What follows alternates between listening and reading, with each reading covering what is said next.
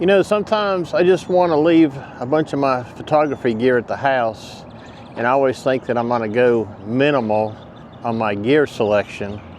But for today's trip, I thought I was going to do that, but I didn't get that done.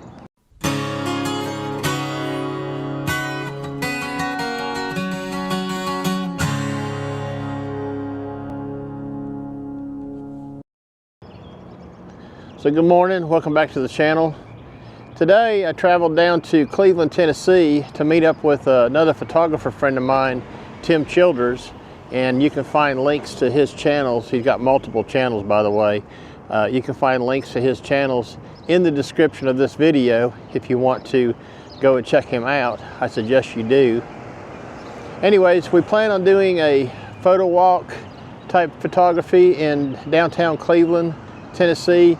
And then if the rain holds off, and the rain has ended now, we're going to go over to Benton Falls and do some photography at the waterfall over there.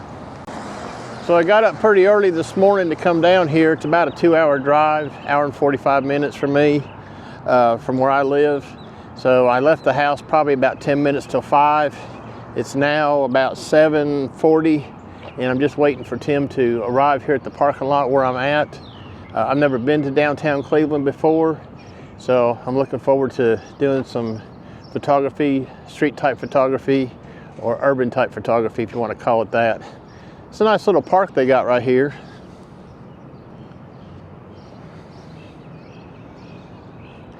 Kind of in the center of downtown. Not too sure what they call it.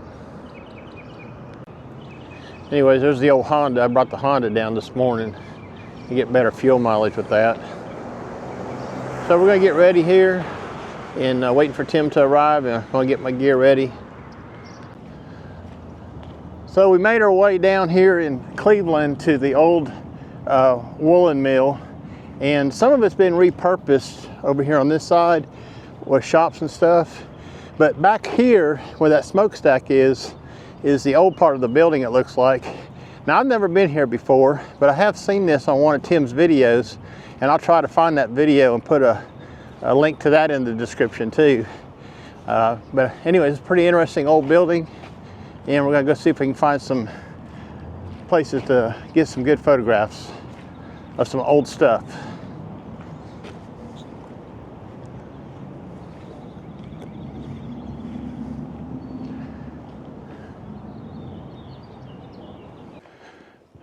So part of our walking around photo opportunities in Cleveland brought us down to the old Woolen Mill, and we happened to run across the current owner of the place, Dr. Ronald Cole. Ooh. Well, yes. Here we are. Thank you for the coffee. I appreciate it. Cheers. You know how to treat a guy. So what did you think about your first trip to the old Woolen Mill? Well, I thought it was very mind-opening. Photographically, there's a lot here. You could probably spend 2 or 3 different days here. Yeah. You know, it was nice of Dr. Cole to be receptive to us taking pictures. And I did notice that you've been calling him Dr. Cole. His name was Coleman. Oh, I thought you said Cole. He did for his Gmail address. Oh, excuse me. He abbreviated it. Oh, okay. Is his first name Ron? Yeah. Okay. So he thought I said Roger. Oh. No, he said my name was Roger. Oh. But I didn't correct him. I just let that go.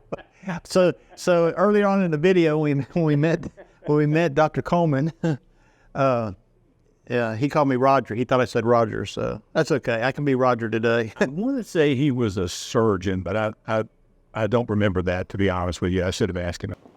And he asked us what we were doing, and we told him we're just a bunch of old farts doing photography. And he wanted to know what for, and we said, oh, we're just doing it for fun. And anyways, we got to talking to him, and he was a real nice gentleman. He gave us a little bit of history about the building and invited us inside. So we came inside to do some photography, and I wish I'd brought my tripod with me now because it's kind of low light in here. So I'm trying to find some places to set my camera down and use the 2-second timer to do it justice. So we just have to see what we can do. Pretty interesting old building.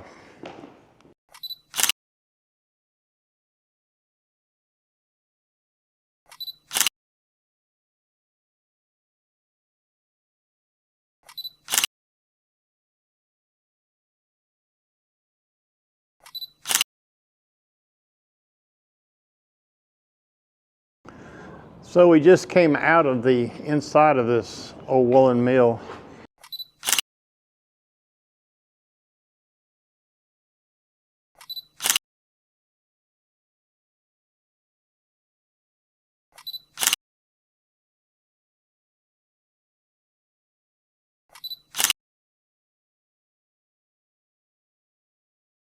And right inside the door here is an old freight elevator that you have to walk through to get into the building. And Dr. Cole let us come in and take some photographs inside, and I'm going to show those in the video. Anyways, I found this pretty interesting in here, this old freight elevator, and you can see it's a double decker. There's another floor above us, and anyways, I got some photographs of the actual elevator shaft in here, and I'll show those in the video now.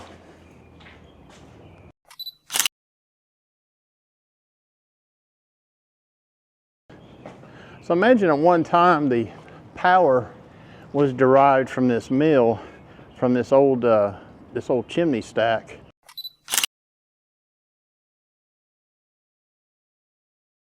There's probably a power generation something underground at the bottom of this, and it's big. It's pretty big. You can see that by Tim standing next to it there, perspective of it. They turned some of these areas into shops, and Dr. Cole was telling us about what they have over here. There's a coffee shop over here, and anyways, here's a placard on this door, and it gives the name, I guess it gives the name of the company who made this door. The Walsh Wiedner Boiler Company. So they did have a boiler here.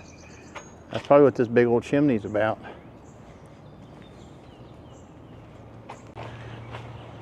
That's pretty neat how they reused some things from around the property. In this handrail, they got this old valve right here.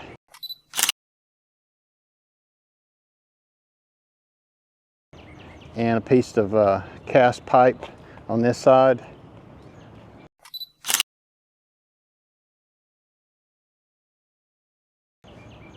And they used some of the railroad track up on this stage right there on the edges there, I guess for safety reasons. Keep people from falling off the stage. So Tim and I have made our way back to the back of the property here, and we came to an open door. Now, whenever there's an open door, there's always a great temptation to go through it. We didn't want to ruin our welcome here, so we just kind of knelt down. You can see my camera sitting right down on the ground. I just kind of knelt down to take a few snaps of the inside of this building. And what I noticed right away was the cinder block right here in front of me and the reflection in the pool of water and just the roof structure in itself. So what I did is I had to put the 14-30 on the Z6ii to take this shot. And if it turned out, I'll show that in the video now.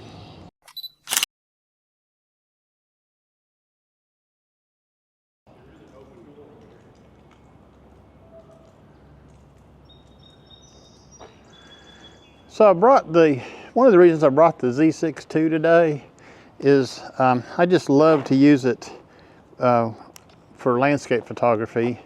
And this here was an appropriate venue that I came to today. And I made the decision to bring the 24-120.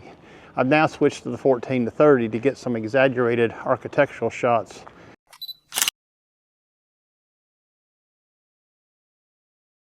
And I see Tim right down here.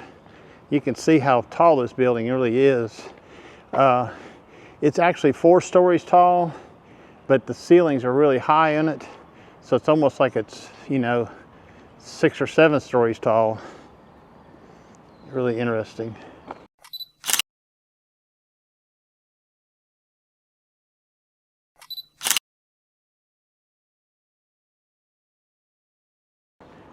Even the graffiti that people painted on the buildings adds something to the photography today. Urban photography. This is the inside of this building where they've done quite a bit of graffiti.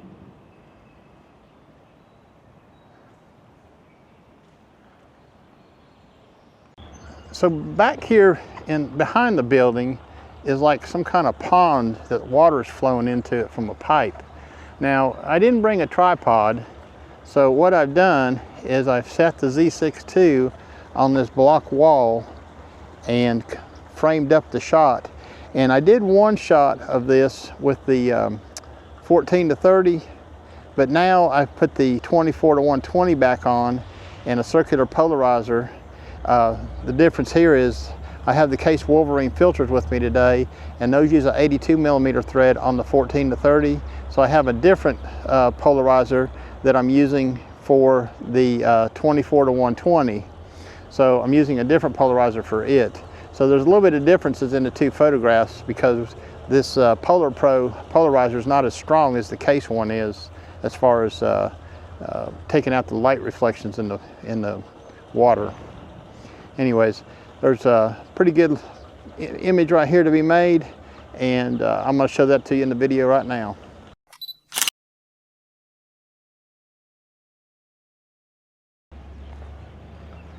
What a neat place to come and visit. Just neat. That's all I can say about it.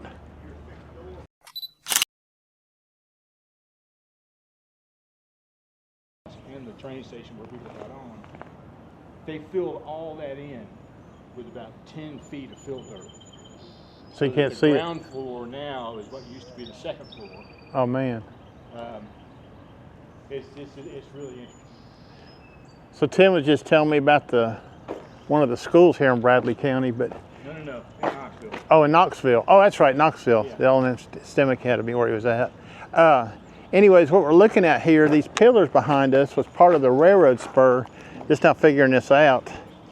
And there's two right here, and then if you swing around, and they apparently where that structure is that Dr. Cole built, him and his son built, that's where the train cars would end, and they would unload coal, he said, and raw materials and all that kind of stuff.